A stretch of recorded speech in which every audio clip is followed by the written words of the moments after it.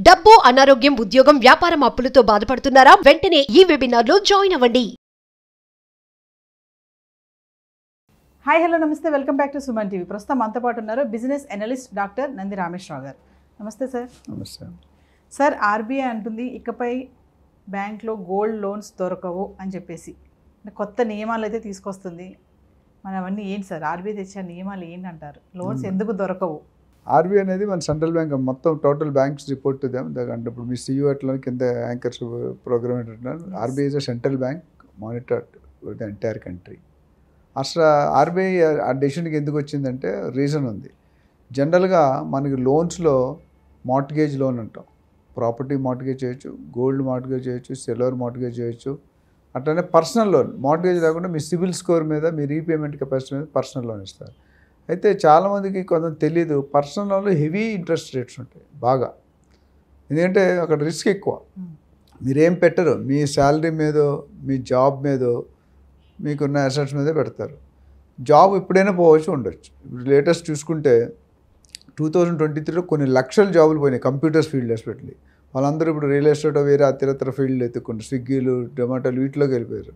అది ఎందుకంటే insecured loan అది బ్యాంక్ వాళ్ళకి. ఎందుకంటే రేపొద్దు డిఫాల్ట్ చేస్తే అక్కడ కలెక్ట్ చేయడానికి ఏముండదు. పర్సనల్ లోన్ ఏం పెట్టడు, మనం తాకట్టు ఏం పెట్టాం.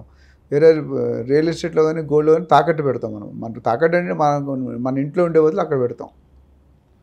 సో అప్పుడు ఏమవుతుందంటే లోను పర్సనల్ హోమ్ లోన్ రేట్ చాలా తక్కువ ఉంటుంది, 8, 9, 10% ఉంటుంది. Personal loan 16 to 18%, 20% double. అందుకని ఇప్పుడు ఏం చేస్తారంటే జనాలు, ఒకప్పుడు గోల్డ్ రేట్ బాగా ఉండేది కదా, నేను చెప్పాను 5,000, 10,000, 20,000, 30,000. ఇప్పుడు అలాంటిది దాదాపు 24 క్యారెట్లు 80,000, 22 క్యారెట్లు 70,000 తేడా సుమారు అంత ఉంది. అంటే మనం కొన్నప్పుడు 10,000 కొని ఉంటాం అప్పుడు 20 years, 30 years. ఇప్పుడు అది 80,000 అయిపోయింది, 70,000 అయిపోయింది. అంటే వాల్యూ పెరుగుతున్న వల్ల బ్యాంక్ వాడికి లాభం. అండ్ బ్యాంకులు ఏం చేస్తారంటే టార్గెట్స్ ఉంటాయి జనరల్గా. మీ కంపెనీకి ఉంటుంది, every company will have targets. Every individual you have to do this many interest, this many business అని మీకు ఉంటుంది రెవెన్యూ. అట్లా ఆ టార్గెట్స్ రీచ్ అవ్వడానికి రకరకాల వ్యూహాలు పొందుతారు. ఇందులో ఒకటే భాగంగా ఏం చేశారంటే జనరల్గా మీరు ఒక 5 సంవత్సరాలకి లోన్ తీసుకున్నారు గోల్డ్ పెట్టి, పర్సనల్ లోన్ అవాయిడ్ చేస్తారు. పర్సనల్ లోన్ అవాయిడ్ చేసి పర్సనల్ లోన్ తీసుకున్న వాళ్ళు గోల్డ్ లోన్ డైవర్ట్ అవుతున్నారు. ఎందుకంటే ముఖ్యంగా అక్కడ సెక్యూరిటీ ఉండదు, ఇక్కడ సెక్యూరిటీ ఉంటుంది. అక్కడ ఇంట్రెస్ట్ రేట్ ఎక్కువ, ఇంట్రెస్ట్ రేట్ తక్కువ compare to personal loan. So ఏం చేస్తున్నారు, మీకు 5 సంవత్సరాలు లోన్ ఇచ్చారు, 3 సంవత్సరాల తర్వాత మిమ్మల్ని పిలిచి మళ్ళీ మీరు కట్టడానికి వెళ్ళాలంటే మీరు ఇంకా టాప్అప్ ఇస్తూ ఉంటారు. అంటే మీకు ఆల్రెడీ 50% ఇంకో 25% ఇస్తాం. దానివల్ల ఏమవుద్ది, వాల్యూ పెరుగుతుంది కదా. గోల్డ్ వాల్యూ 30,000, 60,000, 70,000, 40,000 అయింది అంటే సగం వాల్యూ వచ్చినట్టే. ఆ వచ్చిన దాంతో ఈఎంఐస్తో వీళ్ళ లాభం ఉంటుంది కదా, ఆ లాభం ఇన్కమ్ కింద చూపిస్తారు. అదొక టార్గెట్ రీచ్ అవుతున్నారు. కానీ దానివల్ల రేపొద్దు కస్టమర్ మొత్తం తీసుకుంటే కట్టకుండా ఎగ్గొట్టి వెళ్ళిపోవచ్చు కదా. సో ఆర్బీఐ ముందే దాన్ని ప్రోయాక్టివ్గా ప్రికాషన్గా చెప్తుంది. అంటే ఫ్యూచర్లో మీరు ప్రాబ్లమ్స్కి వెళ్తారు. జనరల్ ఇందులో 3 రకాలు ఉంటాయి. ఎన్బిఎఫ్సిస్ ఉంటాయి, పబ్లిక్ సెక్టర్ బ్యాంక్స్ ఉంటాయి, గవర్నమెంట్ బ్యాంక్స్ ఉంటాయి. ఈ మూడింటిని కలిపి లోన్ ఇస్తారు.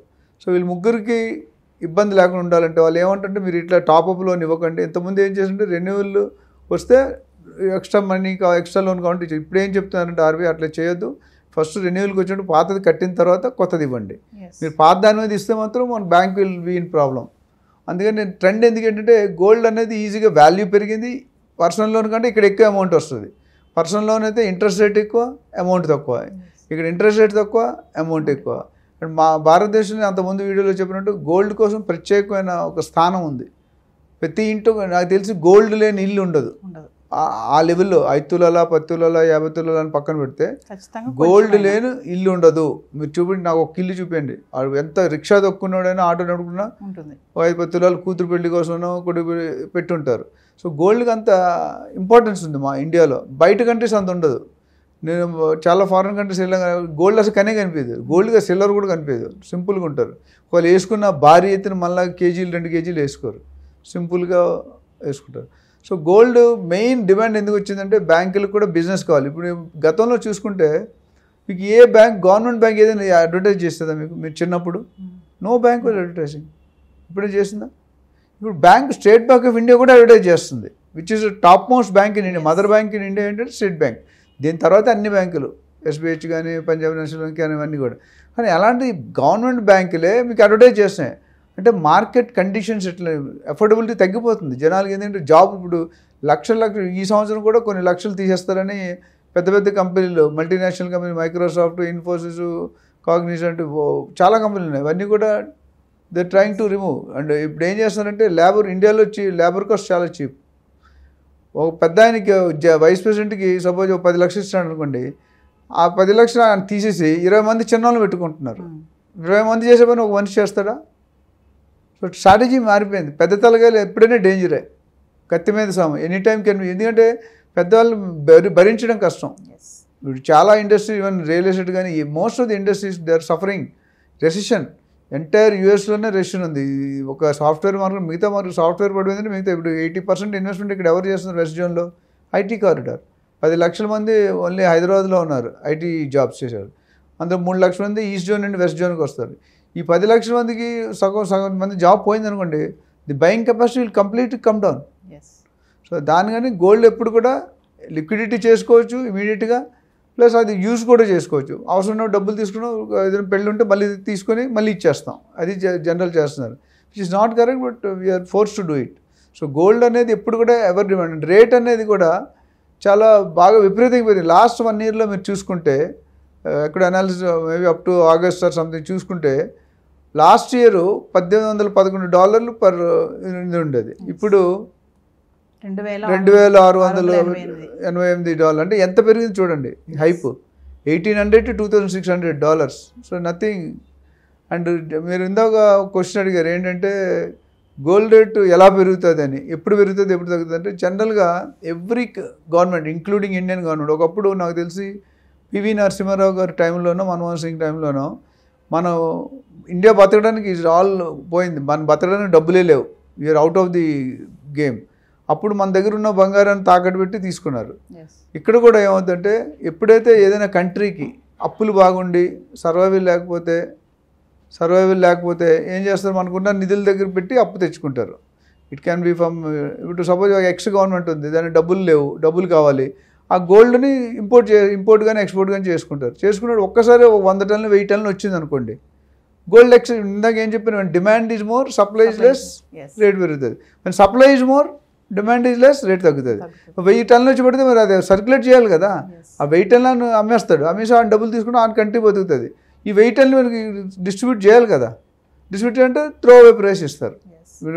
చైనా, జపాన్ పోతే రోడ్డు మీద వాచ్లు, ఎలక్ట్రానిక్ వాచ్ వచ్చాయి. ఒక 5-10 years బ్యాక్ ఎలక్ట్రానిక్ వాచ్ చాలా ఫేమస్. వాచ్ కాస్ట్ ఎంత ఉంటుంది? 500, 1000 రూపాయలు. అక్కడ 10 రూపాయలకి వాచ్, 5 రూపాయలకి వాచ్ దొరికేదంట. హీప్స్ పోగులేసి కూరగాయలు అమ్ముతారు కదా, మాస్ ప్రొడక్షన్. అట్లా ఏంటంటే ఇప్పుడు గోల్డ్ ఒకేసారి ఒక డంప్ అవుతుంటుంది ఏదో ఒక రీజన్ వల్ల. ఇక్కడ నుండి అక్కడికైనా డంప్ అవుతుంది, అక్కడ ఎప్పుడైతే అది డంప్ అయిందో రేటు కొద్ది కరెక్షన్ అయ్యి తగ్గే అవకాశాలు ఉన్నాయి. ఎప్పుడైతే మళ్ళీ ఎగ్జాస్ట్ అవుతుంటుంది రేటు పెరుగుతుంటుంది. So it all varies pro rata. ఎక్కువ ఉన్నప్పుడు ఒకలాగా, తక్కువ ఉన్నప్పుడు ఒకలాగా. అందుకని గోల్డ్ మీద అంత ప్రాముఖ్యత పెరిగింది. అండ్ రానున్న రోజుల్లో నాకు తెలిసి 90,000 లక్ష అనేది నాట్ టూ ఫార్. అంటే ఇలా పెరుగుతుంది కాబట్టి లోన్స్కి వెళ్ళడం జరుగుతుంది. అందుకని ఆర్బీఐ లోన్స్ ఇంకా దొరకవేమో గోల్డ్ లోన్స్ అని చెప్పడం అంటారా సార్? దొరకమంటే తగ్గేయమంటారు, ఎందుకంటే వాళ్ళకి రికవరీ ప్రాబ్లం అయిపోతుంది. ఇప్పుడు 30,000 ఉన్నప్పుడు మనం 50% ఇచ్చాం, 60,000 ఉండి 50 అంటే 30,000 అయిపోయింది కదా. సో ఇప్పుడు రేపోతే 1,00,000 అయిందని నేను టాప్అప్ లోన్ ఇచ్చిపోయి ఉంటే అసలు ఉన్నది అంటే అసలు కంపేర్ చేయలేరు మీరు. మొత్తం వాల్యూ అంతే, 30,000 వదిలి ఆల్రెడీ 60,000 లోన్ ఇచ్చాం వాడికి. లేకపోతే పొరపాటున ఏదైనా గోల్డ్ రేట్ తగ్గింది అనుకోండి, ఇబ్బంది. So job will be in problem. ఈ టాప్అప్ లోన్స్ వల్ల అంటే కస్టమర్కి ఏమి లాస్ కానీ యూజ్ కానీ ఏం లేదంటారా సార్? టాప్అప్ లోన్ అని చెప్పేసి మెసేజ్లు కూడా వస్తూ ఉంటాయి, మీ తీసుకున్న లోన్ పైన టాప్అప్ వస్తుంది మీకు రండి తీసుకోండి అంటారు. కస్టమర్ ఎంతసేపు ఏంటంటే మనకి ఎక్స్ట్రా మనీ వస్తుంది కదా, తీసుకుందామనే ఉత్సాహంతో వెళ్తారు కదా, మరి తర్వాత తనకేమైనా ప్రాబ్లమ్స్ వస్తాయా? ఎప్పుడైనా టెంప్టింగ్ ఉండకూడదండి. టెంప్టింగ్ ఉంటే డేంజరస్. Tempting is always. ఎందుకంటే ఇప్పుడు మీరు మీ బిజినెస్ ఏంటి, మీరు గెస్ట్ స్పీకర్లు తీసుకొచ్చి మాట్లాడించి వ్యూస్ తెచ్చుకొని మీరు అరేంజ్ చేస్తారు పాలసీ. మీ గెస్ట్లు లేరు, ఎప్పుడు మీరు చూపెట్టుండి గెస్ట్ ఎవరు దొరుకుతారు, కొత్త గెస్ట్, కొత్త టాపిక్ మాట్లాడి చూస్తారు. అది మీ లోన్లు ఇచ్చేవాడు ఏం చేస్తాడు, మనకు కావాల్సిన క్యాండిడేట్స్ ఎవరు, వీడికి కెపాసిటీ ఉంది. మీ బ్యాంక్ ఇప్పుడు ఇన్ఫర్మేషన్ ఏంటంటే, మీ బ్యాంక్లో ఒక 5 కోట్లు పెట్టుకున్నారు అనుకోండి, అడిగి ఇన్ఫర్మేషన్ వెళ్ళిపోతుంది, ఈ 5 కోట్లు ఉంది ఈవిడ దగ్గర. మేడం మీ ప్రొఫైల్ బాగుంది, మీకు లోన్ ఇస్తాను, 2 కోట్లు లోన్ ఇస్తాను, మీకు అవసరం లేదు అటు చెప్పినందుకనే మీకు ఆలోచన 2 కోట్లు ఇస్తాడు కదా ఎదురు కొందామని కొనేస్తారు, కట్టలేరు. సో ఇది చాలా డేంజర్ బిజినెస్. అంటే పీపుల్ విల్ అట్రాక్టివ్. నువ్వు వాళ్ళ బిజినెస్ కాడని వాడు ఎన్నైనా చెప్తాడు, మనం జాగ్రత్తగా ఉండాలి కదా. నాకు ఎన్నో కాల్స్ వస్తాయి, సార్ మీ ప్రొఫైల్ బాగుంది, మీ సిబిల్ స్కోర్ బాగుంది, మీకు క్రెడిట్ కార్డ్ ఇస్తాం, మీకు లోన్ ఇస్తాం. అంటే మాకు లోన్ వద్దామంటే లోన్ ఎందుకు ఇస్తాం అంటున్నాడు కదా. మీరు ఆలోచించారు ఒకటేసారి 10సారి ఒక మనిషి చెప్పాడు అనుకోండి, ఎందుకు తీసుకుందాం కదా, లేని ఆలోచన వస్తాయి. ఏదైనా ఇది కొనుక్కుందాం, మంచం కొనుక్కుందాం, లేకపోతే ఒక ఇల్లు కొనుక్కుందాం, ఒక ఫ్లాట్ కొనుక్కుందాం, లోన్ తీసుకుంటారు. అది రెండింటికి చెడు. మీ కెపాసిటీ క్యాపబిలిటీ చూడాలి. మెయిన్గా రీపేమెంట్. వాళ్ళు క్రెడిట్ కార్డ్ ఎందుకు ఇస్తున్నారు, క్రెడిట్ కార్డ్ ఎంత నేను లైఫ్ టైం ఎందుకు వాడలేదంటే క్రెడిట్ కార్డ్ ఈజ్ ఏ వ్యసనం, ఇది ఒక డిసీజ్. ఎందుకంటే సపోజ్ మీ ఇంటికి చుట్టాలు వచ్చారనుకోండి, మీ ఆయన జాబ్లోకి వెళ్తాడు, మీతో సెలవు పెట్టి రాలేడు, మీరు షాపింగ్కి వెళ్తారు, మీ సిస్టర్ మీ ఎవరో వచ్చారు చిన్నప్పుడు ఫ్రెండ్స్, బట్ నువ్వు వెళ్ళడం స్వైప్ చేయడమే కదా, మీరు చేసే పెద్ద పని ఏం లేదు. మంత్ అయ్యేసరికి బిల్లు వస్తుంది. ఆ బిల్లు కట్టడానికి మీ ఆయన దగ్గర డబ్బులు ఉండవు. అప్పుడు ఏమవుతుంది?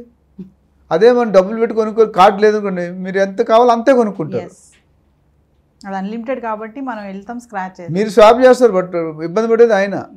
Tomorrow he will have sleepless nights. మీకు మీ సంతోషం కోసం ఆయన ఇబ్బంది పడతారు. అందుకని ఉన్న దాంట్లో ప్లాన్ చేసుకుంటే ఆల్వేస్ బెటర్. గోల్డ్ రేట్ ఇలా పెరగడం వల్ల ఈ మళ్ళీ బ్యాంకుకి వెళ్ళి లోన్స్ తీసుకోవడం పెరుగుతుంది కాబట్టి ఆర్బీఐ నోటీస్ ఇచ్చిందని అనుకోవచ్చు అంటారా? ముందు ప్రతి డిపార్ట్మెంట్కి ఇంటెలిజెన్స్ డిపార్ట్మెంట్ ఉంటుందండి. ప్రతి ఈవెన్ పొలిటికల్ లీడర్స్ కూడా ఇంటెలిజెన్స్ డిపార్ట్మెంట్ ఉంటుంది. వాళ్ళ పని ఏంటంటే మార్కెట్లో ఏమవుతుంది, పబ్లిక్ ఏమనుకుంటారు, ఏం యాక్టివిటీ జరుగుతున్నాయి అని. బ్యాంకు లోన్ రికవరీ చేస్తున్నారా, రికవరీ చేయట్లేదా, ఎంతవరకు, ఎంత పర్సంటేజ్. మీరు చూసుకుంటే పర్సంటేజ్ లోన్ పర్సనల్ లోన్ తగ్గిపోయి గోల్డ్ లోన్స్ ఎక్కువైపోయినాయి. రెసిడెన్షియల్ రియల్ ఎస్టేట్ లోన్స్ ఎప్పుడూ ఉన్నాయి. బట్ ఇక్కడ ట్రెండ్ మేజర్గా ఆర్బీఐ అబ్జర్వ్ చేసిందంటే పర్సనల్ లోన్ క్వాంటిటీ తగ్గింది, మిగతా లోన్స్ పెరిగినాయి. అంటే గోల్డ్ లోన్ ఏంటంటే ఇంట్రెస్ట్ రేట్ తక్కువ అండ్ ఎక్కువ వాల్యూ వస్తుంది. ఇదే 10 లక్షలు గోల్డ్ మీద తీసుకుని పర్సనల్ లోన్ తీసుకుని డబుల్ ది ఇంట్రెస్ట్ కడుతున్నారు. 20%, 18%, కొంత 22%. ఈ డైలీ చిట్ ఫైనాన్స్ అయితే 3% పర్ మంత్ అట్లా తీసుకుంటారు, విచ్ ఈస్ క్యాన్సర్. ఒకసారి అలవాటు పడ్డామంటే యూఆర్ గాన్.